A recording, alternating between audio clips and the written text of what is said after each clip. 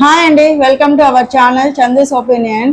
ఇప్పుడే big boss promo చూశాను, day 2 promo. So day 2 promo చూసిన తర్వాత నాకేమనిపించిందో దాని గురించి మాత్రమే మాట్లాడుతున్నాను. సో కామెంట్స్ మరీ ఎక్కువగా ఓవర్ థింకింగ్ చేస్తున్నారేమో అని నా అభిప్రాయము. So at the same time celebrities కూడా ఏం తక్కువ లేరు, వాళ్ళు కూడా అలానే బిహేవ్ చేస్తున్నారు లేండి. నాకు అనిపించింది మాత్రమే చెప్తున్నాను.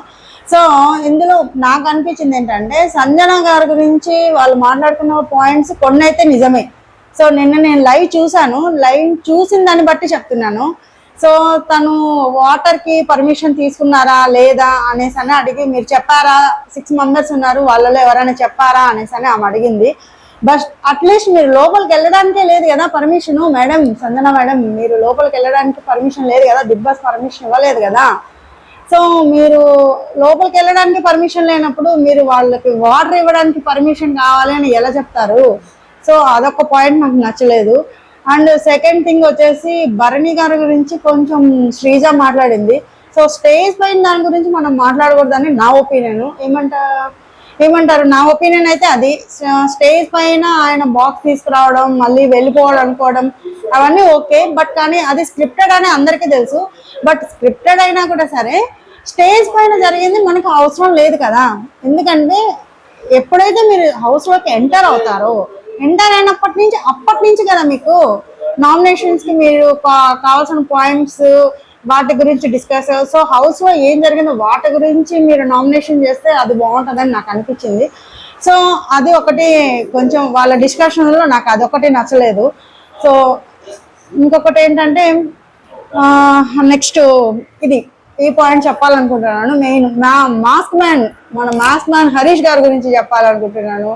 ఆయన రియలో ఫేకో నాకైతే అర్థం కావట్లేదు. కానీ నేను ఆయన చూసినప్పుడు మాత్రం ఫస్ట్ అయితే ఏంట్రా బాబు ఇలా ఉన్నాడు అనుకున్నాను. తర్వాత అగ్ని పరీక్షలో చూసిన తర్వాత ఓకే, బిగ్ బాస్కి కరెక్ట్ పర్సన్ అని అనుకున్నాను. సో ఆయనేమో కొన్నిసార్లు ఒకలా ఉంటున్నారు, ఒకసారి రియల్గా అనిపిస్తున్నారు, ఒకసారి ఫేక్గా అనిపిస్తున్నారు. మాస్క్ మ్యాన్ నాకు మాస్క్ లేదు అని అంటూనే ఆయనే మాస్క్లో ఉన్నారేమో నాకు అనిపిస్తుంది. ఎందుకంటే నిన్న మార్నింగ్ జరిగింది ఇమాన్యుల్ విషయంలో, అక్కడ జరిగిండే దాన్ని బట్టి నేను చెప్తున్నాను.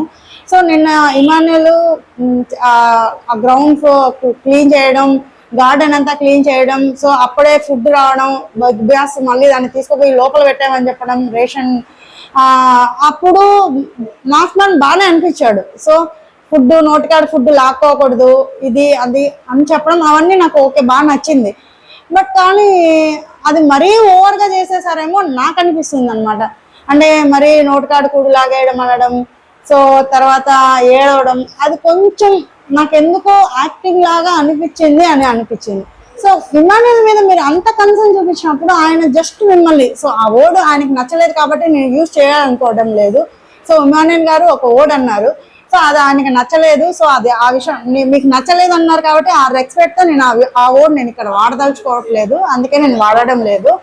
సో మీరు అలా అంతా తన గురించి అంత ఫీల్ అయినప్పుడు జస్ట్ మీరు చిన్న వర్డ్ని మీరు యాక్సెప్ట్ చేయలేకపోతే, మేబీ మీకు అది రాంగ్ అయి ఉండొచ్చు. నాకు అనిపించిన ఒపీనియన్ గురించి మాత్రం నేను చెప్తున్నాను.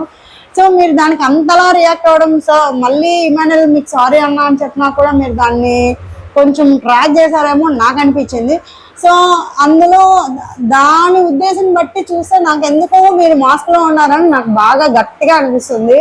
సో మీరు కొంచెం అది చూసుకోవాలి అని అనిపిస్తుంది నాకు, హరీష్ గారు. సో ఇదైతే నా ఒపీనియన్. మరి మీకేమనిపించిందో ఫ్రెండ్స్ కింద కామెంట్లో కామెంట్ చేయండి ప్లీజ్. నాకు అనిపించినవన్నీ నేను మీకు చెప్తున్నాను, మీకేమనిపిస్తున్నాయో అవన్నీ కింద కామెంట్లో మెన్షన్ చేయండి please. So at the same time నా ఒపీనియన్స్ కానీ మీకు నచ్చినట్లయితే ప్లీజ్ దయచేసి నా ఛానల్ని సబ్స్క్రైబ్ చేసుకోండి, చందూస్ ఒపీనియన్.